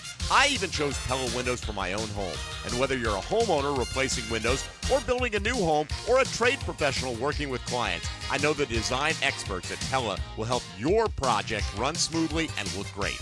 Visit PellaJacks.com or the Pella showroom on Phillips Highway. That's Pella Windows and Doors. Whether you are looking for a job or an employer trying to hire, there's only one stop in Jacksonville, Remedy Staffing. Labor trends keep us guessing. As employers, the job market's been strong. So what does that mean for workers' availability? If you're interested in the workforce solutions or how the Remedy team can help you, call or text Crystal at 904-329-9802. 329-9802, Remedy Staffing. Hello. Every great call comes to you on the All-Pro Roofing phone line. Just pick up your telephone and dial. Listen for great phone interviews all day on the All-Pro Roofing phone line. We'll talk on the phone. On 1010XL. At Charmin, we heard you shouldn't talk about going to the bathroom in public, so we decided to sing about it. When you roll Charmin Ultra Soft on the party, this is more, so roll it back, everybody. Charmin's irresistibly soft and hella nice. The grip is always soft. It's our party vibe. She's cushion and pink, so her cheeks feel fine. So what? Everybody wanna touch the sky. Charmin Ultra Soft is irresistibly soft and more absorbent, so you can use less. Enjoy the go with Charmin. Want even more excitement on game day? It's time to get it on Prize Picks, the best way to win big on fantasy sports. Here's how it works. You just pick 2 to 6 players and choose which will have the better statistical day. If you get it right, you can win up to 25 times your cash. It's quick and easy to make your picks, and with fast and safe deposits and withdrawals, Prize Picks is the place to play this season. Prize Picks has awesome weekly promotions, and they're the only daily fantasy platform with an injury insurance policy, keeping you in the game even if one of your players goes down. Sweat it out, watch your entry update in real time, and continue the fun by making picks on second half and fourth quarter stats. Take your game day experience to the next level with Prize Picks. And right now, when you go to prizepicks.com/1010XL and use code 1010XL, Prize Picks is matching your first deposit up to $100. That's prizepicks.com/1010XL with code 1010XL for a 100% deposit match. Prize Picks, daily fantasy sports made easy. Hey sports fans, it's Hayes Carline for QC Kinetics. The future of joint pain relief is here. It's QC Kinetics, advanced regenerative medicine. This is amazing stuff. If you've been told more steroids or surgery are your only options, don't be so fast. Get a second opinion and learn more about how you can harness your body's own healing agents to attack that joint pain. You've got to go see QC Kinetics. You can call to set up a free consultation at Mandarin or Ponte Vedra locations at 904-274-5522. Again, 274-5522. Imagine living your life this fall with no more pain in your knees, your hips, shoulders, back, with no drugs, no downtime, and no surgery. Look, life is about motion, and QC Kinetics is giving people their lives back with these all-natural treatments. Again, give them a call, 904-274-5522. That's QC Kinetics. The best time of the year for blue crabs right now at the Blue Crab Crab House. They've been open since 1996, and they are a staple here in Duval. Sundays, you have the Bloody Mary specials. Mimosas as well, $2.50 noon until 5 o'clock. Of course, each and every Tuesday, $2 margaritas. Wednesday, $1 oysters. Right off of San Jose on Jewington Creek Road, it is the Blue Crab Crab House. 1010XL is presented by Farah & Farah, the official personal injury law firm of the Jaguars, protecting you and your family. Call 396-5555. Jacksonville. This just in on Hacker After Dark. All right, Stephen Holder, ESPN.com, covering the Indianapolis Colts. He's essentially the Mike DiRocco for the Colts in the ESPN.com coverage. He had a conversation with Jim Irsay. He published the story about 20 minutes ago. Anthony Richardson, the Colts quarterback, former Florida Gator, quote, probably done for the year. Expected to have shoulder surgery next week, which would end his rookie season. What a blow for Indianapolis. But again, Jim Irsay telling the Colts reporter for ESPN.com that Anthony Richardson is, quote, probably done for the year, and that shoulder surgery is likely next week. So it appears Gardner Minshew will be the guy in Indianapolis for the rest of the season. Anthony Richardson's a former Florida Gator. Speaking of the Florida Gators, what a win they got up in Columbia, South Carolina on Saturday. My man Andrew Spivey, GatorCountry.com. Let's talk Billy Napier. Let's talk Graham Mertz. Let's talk about that Gator 2024 recruiting class. Andrew Spivey, GatorCountry.com. Next on Hacker After Dark. Are you drowning in credit card debt? Want to get cash out of your home's equity? Loan Pronto can now do it in less than a week. Hey, it's Prosser here, and that's right. Loan Pronto's Equity Express line of credit just got even faster. You can get $50,000, $100,000, or even $200,000 in as little as 5 days. And you don't even have to touch your primary mortgage, so you can keep that 3% rate intact. Just get the money you need and pay off all those credit cards, or get that home improvement project started. With this revolutionary program, you can access up to 90% of your home's value, and in most cases, there's no appraisal. Stop paying insane interest rates to the credit card companies and get tens or even hundreds of thousands in cash in as little as 5 days. Call Loan Pronto now for the even faster Equity Express line. 904-999-1508. LoanPronto.com or 904-999-1508. That's 904-999-1508. Equal housing lender, NMLS 1661781, subject to lender approval. Do you feel a ghastly presence in your septic tank this Halloween? A septic emergency is spookier than a haunted house. But fear not. Duck Duck Rooter is here to rescue you from the depths of septic despair. I'm Vlad, the Valiant Septic Tech, ready to cast out the demons from your septic system. If your toilet's acting possessed or your pipes are stirring up a witch's brew, we got the magic wand to fix it all. Call Duck Duck Rooter at 904-862-6769 to schedule your septic tank pumping today. Do you love sports? Do you also love wings? Enjoy the best wings in Jacksonville in Miramar, Mandarin, and Oakleaf at Players Grill. Watch your favorite teams and enjoy burgers, pizza, salads, and of course, wings. Players Grill, where the neighborhood meets. So I'm here with Danny Van Sickle, director of the Electrical Training Alliance. Danny, tell me about your program. Hey, Rick, we're a 5-year electrical apprenticeship. Our students start out making over $30,000 a year, and right now graduate making over $80,000 a year, including benefits. There is no tuition and no student debt. You just have to apply and get accepted. Did you say no tuition and no student debt? You heard that right, Rick. Once you're accepted into the program, your only costs are the books and the course fees, around $700 a year. Wow, that sounds like an amazing opportunity. How can I learn more? Just go to etajax.org, and you can apply there. Apply by November 2nd. Hey, Hicken here. Are you ready to score big with your family's eye care? Bowden Associates is your winning team. Pay attention, team. A complete eye exam will help us spot potential issues before they become major setbacks. That's right, Coach. Their expert doctors monitor and diagnose conditions that could affect your performance on and off the field. Bowden Associates is with you every step of the way with 3 convenient locations across town. Bowden Eye has the First Coast covered. Come on, admit it. Almost everyone you know seems to be playing pickleball now, right? So whether you just want to learn how to play or you're ready to show off your elite pickleball skills, the Y is the place for you. Visit our brand new McGuire Family Pickleball Center at the Brown Family YMCA in Ponte Vedra Beach. 5 top quality outdoor courts and 3 amazing indoor courts where you can learn about dinks, dill ball, falafel, the kitchen, and more pickleball slang at the Y. The IRS has just received $80 billion in funding to hire additional agents for aggressive collections enforcement. If you owe the IRS, now is the time to take action before the IRS comes after you or your business. There's no time to waste. Call J. David Tax Law, a firm right here in Jacksonville, for a no-cost consultation at 904-507-4777. That's 904-507-4777. Or visit jdavidtaxlaw.com. Peace of mind is only a click or phone call away.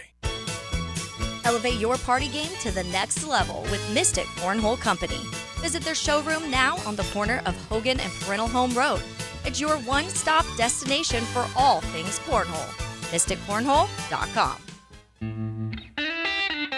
At ABBQ, they are turning up the heat on game day with a spread that'll make your taste buds do a victory dance. Football and barbecue always play together. I'm talking mouth-watering wings, juicy burgers, and tantalizing appetizers that'll keep your hunger in check as you cheer for your team. Come for the food and football, and stay for the teal-colored Jell-O shots, your destination for mouth-watering barbecue and an unforgettable game day. ABBQ, meet and drink with us. Hey, Matt Hayes here. Expert Automotive is now open at our brand new state-of-the-art facility on St. John's Bluff Road. As always, every repair comes with a lifetime service repair warranty. Come celebrate our grand reopening by getting a free AC inspection, $50 off any repair, $199 brake specials, and free diagnostics all month long. Call 374-3373 or visit us at our new location at 2190 St. John's Bluff Road. Expert Automotive. We never sell greed, only what you need. 1010XL is presented by Farah & Farah, the official personal injury law firm of the Jaguars. Protecting you and your family. Call 396-5555. Jacksonville. Let's ring up another guest on the All-Pro Roofing phone line.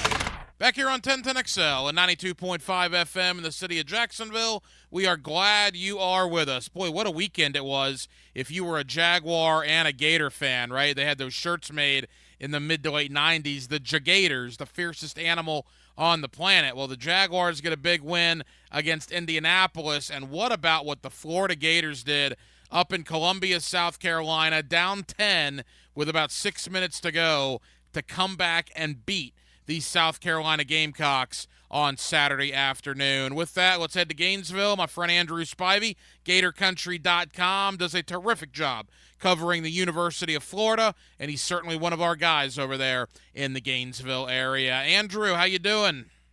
I'm doing good. You know, it's much better to talk about a win for 2 weeks than it is a loss, especially on these message boards where fans are crazy sometimes. So much better to go into a bye week with a win to talk about than a loss. There's no doubt about that. And look, South Carolina is not the 85 Bears. All right, I'm not going to proclaim them to be the end-all be-all, but the bottom line is that is a game, Andrew, on Saturday, down 10 with 5-6 minutes to go, that Florida just has not won in recent memory. And for them to convert, I think, 3 fourth downs to get a key defensive stop even after a bonehead penalty and be able to score 2 touchdowns late to win a game on the road like that, boy, that felt like a huge win for Billy Napier.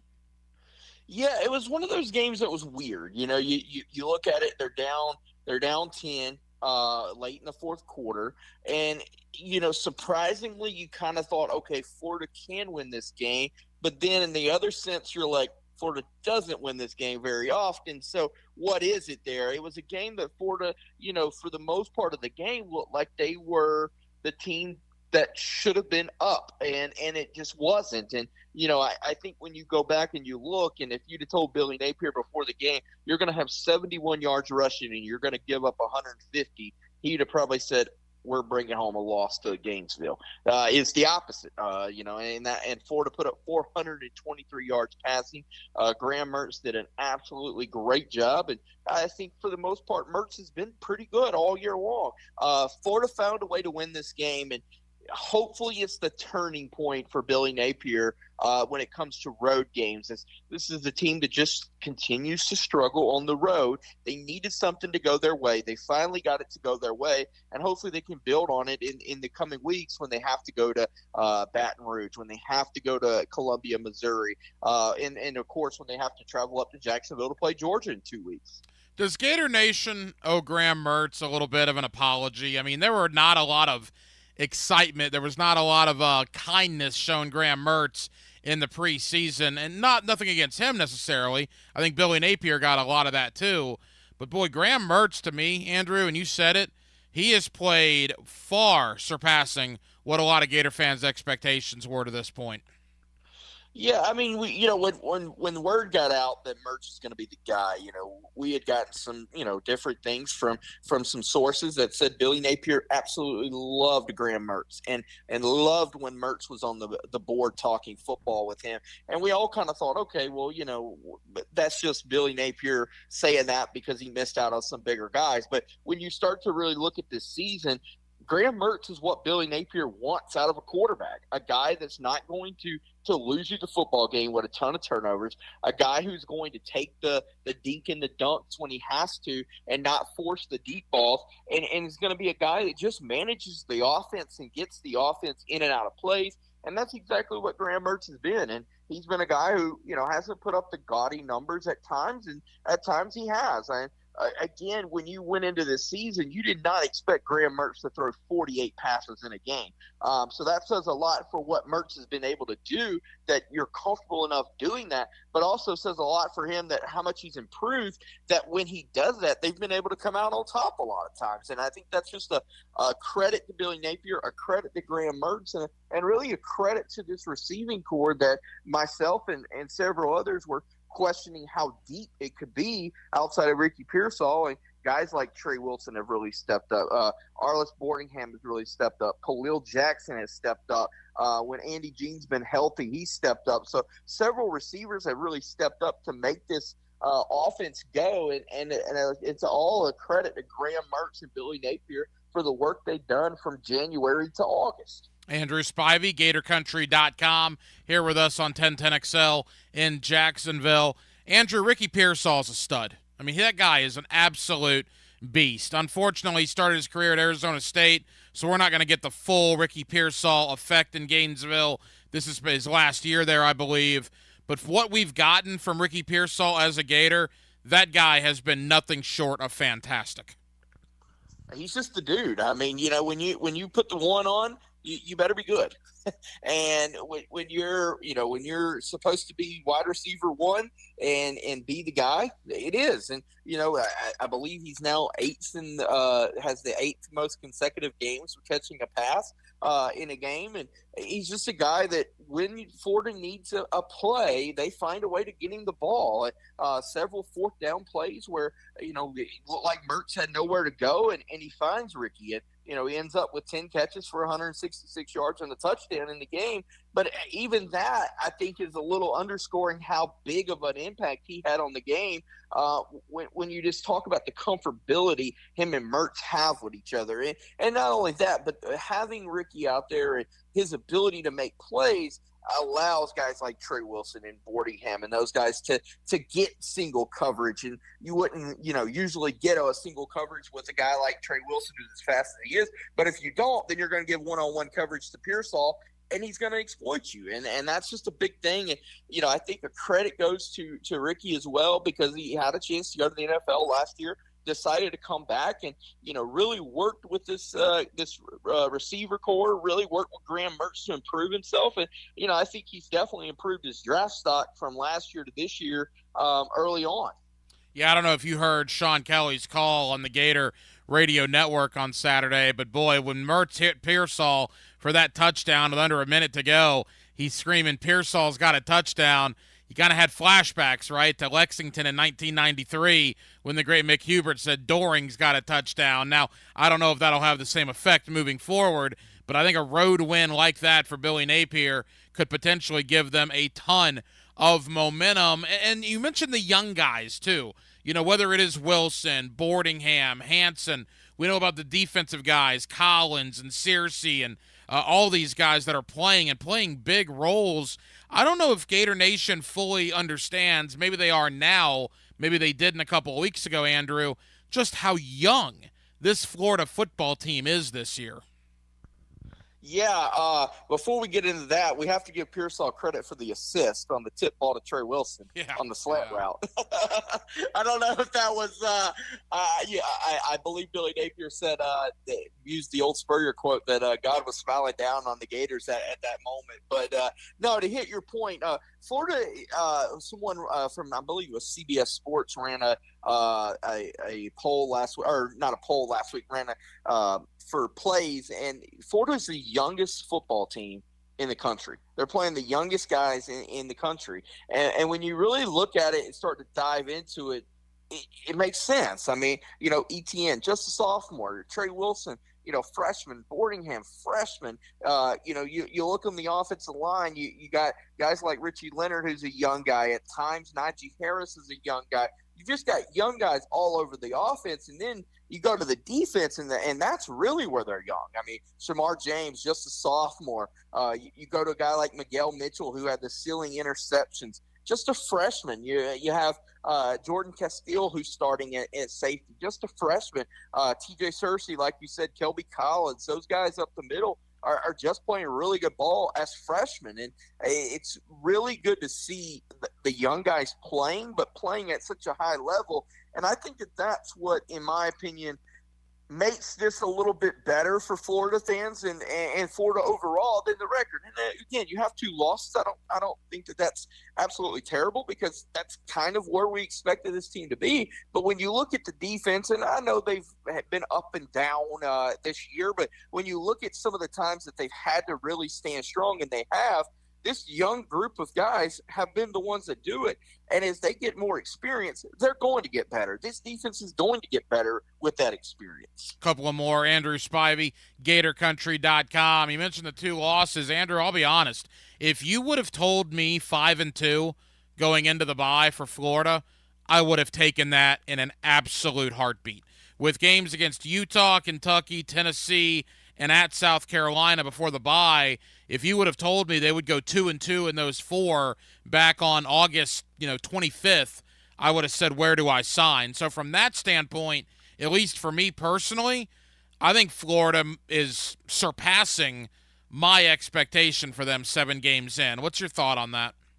Yeah, I agree. I completely agree with you. I mean, when you looked at this season, everybody said this is a 6 or 7 win team. Okay, Florida's at 5 now. Is it going to be tough going down the stretch? Absolutely. Georgia's not going to be easy. LSU's certainly not going to be easy. Missouri's not going to be easy. Arkansas looks like a winnable game, and then you have Florida State. But again, they're about where most people expected them to be, and they have a chance to exceed those expectations. Missouri's still Missouri. I mean, they're having a great year, but Florida goes up there and pulls off an upset there. We'll see. LSU's been up and down overall, and Florida State's a rivalry game. You never know what happens in that game. So they're right on pace. And again, you look at the 2 losses, the Utah game, Florida played absolutely terrible. Couldn't have played worse. The Kentucky game, they played their worst game of the season in that game. It could have been a lot different. And then, you look at the Tennessee game. They struggled in the second half and found a way to win. You look at the South Carolina game, defensively they played terrible and they found a way to win. So it kind of evens itself out. 5-2 going into the Georgia game. You have a chance to get bowl eligible either against Georgia or Arkansas the following week. That's where you wanted to be. You wanted to continue to show improvement on the field, and I think they are showing improvement on the field. You're keeping this recruiting class together, and they have so far. All in all, it's a win for Billy Napier. Now, obviously, you cannot lose the rest of your games this season and end with 5 wins. That would be, very disappointing. But as long as they continue to improve, it's a success. Final moments, Andrew Spivey, GatorCountry.com. Andrew, you do such a great job covering football. You're also one of the recruiting guys in Gainesville. You've done that for years and are one of the best at it. You mentioned the recruiting class next year. To me, this season was about survival, right? It was about keeping that class together. And despite bad losses at Utah and at Kentucky, we haven't really seen any defections. I know you're talking to these guys on basically a daily basis. I mean, where are we with this class? Do you think a majority of it will stay intact, and could they potentially add to it as that first signing day comes here in less than 2 months? Yeah, I mean, they're at 21 commits right now. They had one guy who left the class, Micaiah Bora, and it looks like he's probably going to come back to the class. And that was that was a loss to them. And he visited for the Charlotte game, and it looks like he's going to be back on the class. So at the end of the day, it looks like they probably won't lose anybody or haven't lost anybody today. There's a couple guys, and I say this all the time, and that is when you're at the University of Florida where you need to be, and you're recruiting against the best of the best, and you're recruiting the best players, other schools are going to continue to get guys on campus. And that's happened. Several of Florida's commits are taking visits. To me, that shows a couple things. One, you're recruiting some great players that other people want, and that you're getting back to where you should be. Obviously, you don't want your guys visiting, but they've been able to hold steady so far, and they've been able to keep those guys. And guys like Xavier Filson from the DB out of Texas, he visited Texas, but he's continued to say that, hey, he's strong to Florida. A lot of people around him believe that as well. So I think that the majority of this class will stay. They could lose 1 or 2. We'll see really how it goes down the stretch, but I definitely think they're going to add guys to this class. Several guys have visited, and big offensive lineman in Jordan Seaton last weekend took his official visit, and Florida really had a great visit with him there. Him and DJ Lagway are very close. I think Florida has a good shot to visit to get him. LJ McCray, the defensive lineman out of Daytona Mainland, announces this weekend. Looks like Florida's in good shape there. They're battling Florida State and Georgia. It's going to be a battle to the end there, but it looks like Florida could add him as well. So this class is going to add guys, and I don't expect very many defections from this class. Billy Napier was very upfront and honest with these guys. This is going to be an up and down year. This is going to be a year that you see some great things and some struggles, and guys believe him, and they're seeing that. As we wrap up, Andrew, DJ Lagway is going nuts in the state of Texas. I'm following his stats every Friday night, and he's putting up ridiculous numbers. And clearly, when you have a quarterback like him committed, he's doing a great job keeping this class intact as well. I guess my question is, Mertz has another year of eligibility. So when Lagway comes in, I mean, is that going to be a battle in the fall, or I guess in the spring rather, or do you envision Mertz being the guy next year and Lagway coming in to back him up at least in year number one? Yeah, I think ideally it would be Mertz coming back and DJ kind of sitting behind him. And I know Florida fans do not like to hear that at all. But, Ryan, you know as well as I do, it is tough for a freshman to come in and play in the SEC. It's very tough for a freshman. And, DJ's going to be a guy who's going to see some struggles when he gets to college. It's just the way it is. And, to have a guy like Graham Mertz who can come in and, kind of teach DJ the ways a little bit and kind of take the pressure off of DJ, I think will be big to allow DJ to really get, settled in and understand the offense, get around everybody, and, get some playing time behind Mertz next year, and then fully be able to take over the following year would be ideal for everyone involved. Again, Florida fans do not want to hear that. They want to see DJ. I mean, and rightfully so. I mean, the guy's put up over 40 touchdowns already. He's close to 3,000 yards, in the air, 2,000 yards of total offense. He's a guy that's having an absolutely great senior year. He's a great player. It's just so tough for freshmen, and the pressure on DJ already is up there as Florida fans, believe he's the savior for the program. So I think Mertz coming back would be the best thing for this team overall. And if he struggles, then DJ can play. Andrew, we got 60 seconds. The cocktail party is a week from Saturday. Obviously, Georgia will be a big favorite in that game. But potentially some issues for the Dogs, and Florida coming in with a lot of confidence for whatever that means. Should be an interesting build-up to that game here over the next week and a half. Yeah, it looks like Brock Bowers may be out. I mean, it looks like he may have that tightrope surgery on that high ankle sprain and miss some games. And, if Bowers is out, Florida, their chances look a little bit better. I don't know that they're much better, but they look a little bit better. I always say this, Ryan, and you being in Jacksonville, you know this better than anybody. That game, impossible to predict. It just is what it is. It's a rivalry game. Will Muschamp won that game, barely throwing the ball. I think Georgia's definitely the better team for sure. Probably wins the game, but I think it might be a little closer than a lot of people are expecting. Andrew Spivey, GatorCountry.com. Gator fans, go check out GatorCountry.com for the very latest recruiting and, of course, their coverage of Gator football. Andrew, appreciate it, my friend. We'll do it again soon. Absolutely. Take care, man. Now, today's takeaways, brought to you by Key Buick GMC, where our family dealership has been helping families buy vehicles for over 50 years. And thank you to Andrew Spivey, GatorCountry.com, for joining us tonight here on Hacker After Dark. My big takeaways from the evening here on Hacker After Dark, well, there are certainly a couple. Look, it's a victory Monday, right? The Jaguars are in first place in the AFC South, a record of 4-2 overall. The unfortunate injury problems aside, things are going great for Jacksonville. Now, where the injury problems come in is on a short week. It is a Thursday night game in the Dome in New Orleans against the Saints. I'm interested to be in the Jaguar locker room tomorrow. I'll get a better vibe then. Of course, they're on an airplane Wednesday flying to New Orleans. We know Tyson Campbell, or at least we believe Tyson Campbell is already out. When it comes to Trevor Lawrence, certainly, Brandon Sheriff, Zay Jones, Walker Little, they were all described as day-to-day by head coach Doug Peterson. You want to win every game in the National Football League. That's the no-duh comment of the evening. But there are certain levels, right? You're playing an NFC team on Thursday night, on the road, your third game, your third different time zone in 12 days.